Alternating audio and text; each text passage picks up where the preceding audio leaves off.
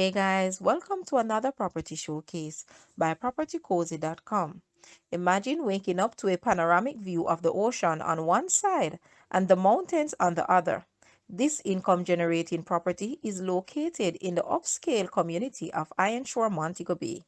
It takes approximately 1 or 2 minutes to get to Witter Village and the Blue Diamond Shopping Center, and approximately 5 minutes to the Sangsters International Airport. This magnificent house boasts altogether 11 bedrooms and 8 bathrooms, 4 bedrooms, 3 bathrooms on the top, 5 bedrooms, 4 bathrooms on the middle floor, and 2 bedrooms, 1 bathroom on the bottom floor.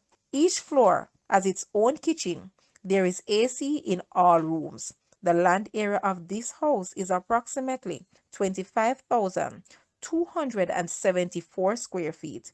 Guys, let's take a look at this house, and please watch the entire video for more details at the end.